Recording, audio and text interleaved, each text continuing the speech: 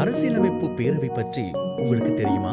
அரசியலமைப்பின் கீழ் உருவாக்கப்பட்ட இந்த குழுதான் அரசியல் தலையீடுகளிலிருந்து விடுபட்டு மக்களுக்கு முக்கியமான சேவைகளை வழங்க வேண்டிய தேர்தல்கள் ஆணைக்குழு, போலீஸ் மா அதிபர், கணக்காய்வு சேவை ஆணைக்குழு மற்றும் லஞ்சம் அல்லது ஊழல் பற்றிய சார்த்துதல்களை புலனாய்வு செய்வதற்கான ஆணைக்குழு போன்ற அமைப்புகளுக்கு தலைவர்களை நியமிக்க பொறுப்பாக இருக்கின்றது. அதனால்தான் இந்த அரசியலமைப்பு பேரவைக்கு மிகப்பெரிய பொறுப்பு உள்ளது. இதில் யாரெல்லாம் இருக்கின்றார்கள் உங்களுக்கு தெரியுமா?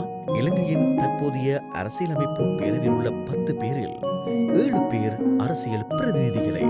அப்படி இருந்தால் இந்த நியமனங்கள் எப்படி அரசியல் செல்வாக்கில்லாமல் இருக்க முடியும்? நினைவிருக்கா? போலீஸ் மா அதிபர் மற்றும் லஞ்சம் அல்லது ஊழல் பற்றிய சார்த்துதல்களை புலனாய்வு செய்வதற்கான ஆணைக்குழுவின் பணிப்பாளர் நாயகத்தின் நியமனங்கள் தொடர்பான அண்மையில் ஏற்பட்ட சர்ச்சைகள். இந்த சம்பவத்தில் போலீஸ் மா அதிபரின் நியமனம் அரசியலமைப்புக்கு மாறானது என உயர் நீதிமன்றம் தீர்ப்பளித்தது.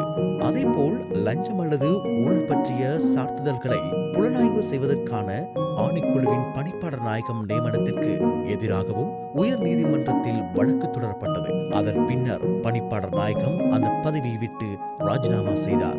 இதிலிருந்து சொல்ல வருவது ஒன்றுதான், இந்த நியமனங்களில் இன்னும் அதிகமான வெளிப்படைத்தன்மையும் பொறுப்புணர்வும் வேண்டும். தற்போது அரசியலமைப்பு பேரவையில் உள்ள இந்த சமநிலையின்மை பேரவையின் சுயாதீனமாக செயல்படும் திறனை மட்டுமன்றி மக்களின் தேவைகளை அடிப்படையாக கொண்டு முடிவுகளை எடுக்கும் திறனை தளர்த்துகின்றது. அதனால்தான் அரசியலமைப்பு பேரவையில் அரசியல் சாராத பிரதிநிதிகளின் எண்ணிக்கையை அதிகரிக்க தேவையான திருத்தங்களை கொண்டு வர வேண்டும். மேலும் இந்த தேர்வுகளில் நேர்மையும் நிபுணத்துவமும் மற்றும் அரசு சேவைக்கு அர்ப்பணிப்புடன் இருக்கக்கூடிய நபர்களை தேர்வு செய்ய பக்கச்சார்பற்ற விதிமுறைகளும் அவசியம்.